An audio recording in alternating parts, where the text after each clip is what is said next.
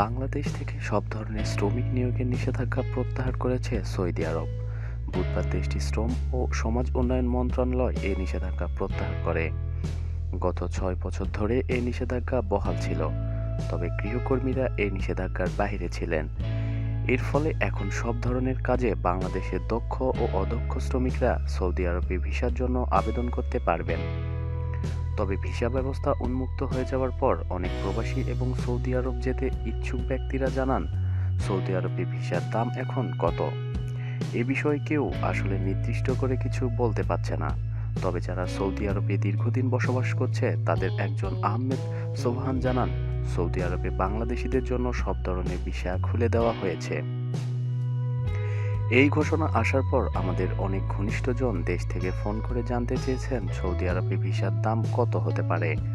আসলে ভিসার কোনো নির্দিষ্ট দাম নেই, দাম নির্ভর করবে সাধারণ ক্রেতা ও বিক্রেতার ওপর। অনেক সময় দেখা যায় যে 1.5 লাখ টাকার ভিসা কারো কাছে বিক্রি হচ্ছে 2 লাখ টাকায়, আবার কেউ এই একই ভিসা কিনছে 3 থেকে 4 লক্ষ টাকায়। তবে অনেকের সঙ্গে কথা বলে জানা গেছে বেশিরভাগ প্রবাসীর মধ্যে সৌদি মুদ্রাই একটি ভিসা 4.5 থেকে 5.5 হাজার রিয়ালের মধ্যে হলে ভালো। এছাড়া খুব ভালো মানের ভিসা হলে সর্বোচ্চ 6,000 রিয়াল হতে পারে। তবে সাধারণ ভিসা সর্বোচ্চ 5,000 রিয়ালের মধ্যেই কেনাই ভালো। এরকম পারলে তো কোনো কথাই নেই। যারা ভিসার জন্য অনেক দিন থেকে অপেক্ষা করে আছেন তাদের প্রতি প্রবাসীদের পরামর্শ, এখন ভিসা পুরোপুরি উন্মুক্ত, সুতরাং তাড়াহুড়া করার কোনো দরকার নেই। তাড়াহুড়া বা আগ্রহ বেশি দেখালে ভিসা বিক্রেতারা দাম বাড়াবে, এটাই স্বাভাবিক। সুতরাং জেনে শুনে ধীরে সুস্থে তবেই ভিসা কিনতে হবে। সতর্ক থাকতে হবে সঠিক ভিসা দিচ্ছে কিনা। প্রবাসে গিয়ে কী কাজ দেওয়া হবে সেটি ভালোভাবে জেনে শুনে বুঝে নিতে হবে।